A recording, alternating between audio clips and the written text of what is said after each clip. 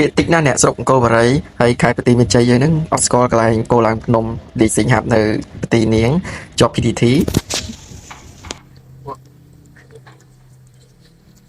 ជាតិបងជាតិមែនតែនហ្មងនេះទឹកជ្រលក់ជាមួយទឹកជ្រលក់នេះហ្មងពេលដែលខ្ញុំបានញ៉ាំម្ហូបនៅទីនេះទើបដឹងថាខ្ញុំនៅគៀកជាមួយនឹងធម្មជាតិមែនតើញ៉ាំហើយមានអារម្មណ៍មួយថាដូចយើងនៅកន្លែងមួយដែលពោពេញទៅដោយធម្មជាតិភ្លើងពណ៌បែបរ៉ូមែនទិកហើយតុកកង្វល់ខ្ញុំមានច្រើនប៉ុណ្ណាក៏ខ្ញុំត្រូវបោះទៅទីនឹងអស់ដែរហើយអ្វីដែលពិសេសទៅទៀតហ្នឹងគឺគោឡើងភ្នំនឹងត្មងនិយាយទៅគឺញាក់ហ្មងសាច់ឡើងផុយមែនតើណាសាច់គាត់នេះគាត់គឺយកច្រកក្នុងមកធ្វើហ្មងគឺឆ្ងាញ់មែនតើហ្មងជាពិសេសដែលធ្វើឲ្យកាន់តែញាក់ទៅទៀតនេះគឺទឹកជ្រលក់ហ្នឹងទៅពិសេសខ្លាំងហ្មងវាចាប់ជាតិជាមួយនឹងសាច់គោឡើងភ្នំនឹងតែមែនតើតែម្ដងធ្វើខ្ញុំញ៉ាំហើយញ៉ាំទៀតតិចថាមកញ៉ាំមកឈុតឆ្អែតគឺមិនឆ្អែតទេជាពិសេសយើងញ៉ាំជាមួយនឹង Pepsi ទៀតកាន់តែផឹកទឹកជាមួយនឹងភេទជ្ជៈមិនតែ Pepsi តែវាជ្ជៈធ្វើឲ្យយើងកាន់តែអស់ទាស់ត្មងកាន់តែជាតិហើយជាមួយនឹងបរិយាកាសជាមួយនឹង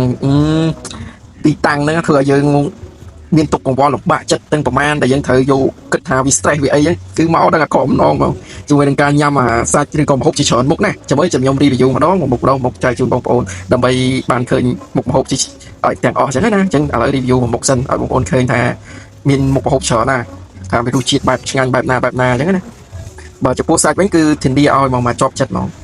ហើយយើងញ៉ាំជាមួយនឹងទឹកជ្រលក់ហ្នឹងដឹងថាអេមហើយចំពោះ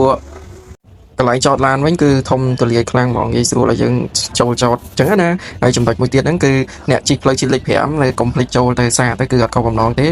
គឺដឹងតែជាប់ចិត្តតែម្ដងហើយគាត់មានម្ហូបច្រើនមុខម្ហូបពេលថ្ងៃត្រង់ក៏មាននិយាយទៅចង់ហូបគោឡើងភ្នំមានសឡមានស៊ុបតុងមានតុងដុតត្រយងចេកមានបុកស្ទាយគ្រាសាច់គោមានច្រើនមុខមែនតើតែយើងបងប្អូនមកគឺអត់ខុសបំណងណាមានញោមស្វាយត្រីឆ្អើបកាកោះកុងគោឡើងភ្នំក៏មានសាច់មានកាដែរបងប្អូនគ្រឿងសមុទ្រឡើងភ្នំបាយឆាអំបិលបាយឆាគ្រឿងសមុទ្រនិយាយទៅមានច្រើនប្រភេទហើយគ្រឿងក្លែមអីមន់ជើង3ហើយប៊ីកទឹកជ្រក់ហ្នឹងណានិយាយទៅគឺដឹងតែមកដឹងអត់ខាតបងប្អូនដឹងទុកកង្វល់ stress អីដឹងមកអស់នៅហ្នឹងហ្មងទីនេះឲ្យអត់កុហកទេមកសាដឹងហើយបងប្អូនមកសាមកអត់កុហកទេ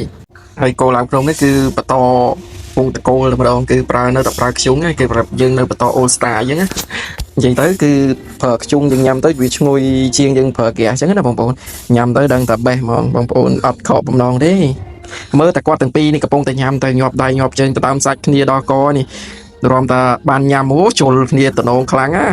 ខ្ញុំអ្នកថតនេះហេវក្លៀនសឹងអីនេះចាំតែគាត់កាលថតហើយឡៃសេរីថតឲ្យស្អាតអញ្ចឹងណាតែអូយក្លៀនមែនតើឥឡូវដល់ចិត្តដល់វគ្គខ្ញុំបានញ៉ាំហើយស្រក់ទាំងមាត់រហូតបងថតបដាស្រក់ទាំងមាត់បដាអញ្ចឹងណាបងប្អូននិយាយទៅវាច្រើនបងប្អូនដែលនៅប្រទេសមានជ័យបែរជានៅបាត់ដំបងកម្រនឹងអត់ស្គាល់កន្លែងទីតាំងលីកុងសិង្ហាប់នេះលីសិង្ហាប់ច្រឡំកុងសិង្ហាប់គឺ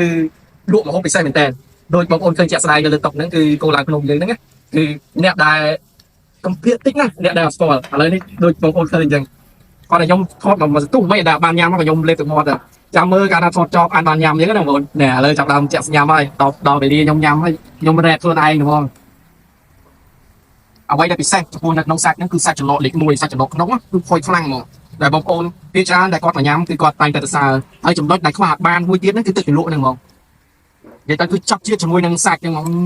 ហូបមួយឈុតតែកម្រថាហូបមិនអាចថែមទៀតណាគឺសិតតែថែមសោះ2ឈុត3ឈុតទៅតាមជាក់ស្ដែងទៅតាមគ្នាដែលអង្គុយញ៉ាំអញ្ចឹងណាបងប្អូនអាហ្នឹងក៏នេះបងប្អូនមើលជាក់ស្ដែងជាតិមែនតើអត់ខ្លាំងហ៎ai sao cho chị độ khoai mà là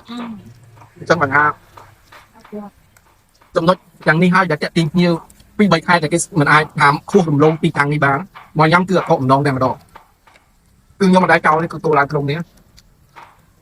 ពីខ្សែខ្លាំងហ្មងជាតិបងជាតិមែនតែនហ្មងនេះទឹកជ្រលក់ជាមួយទឹកជ្រលក់នេះហ្មងជាមួយតុកស៊ីជុល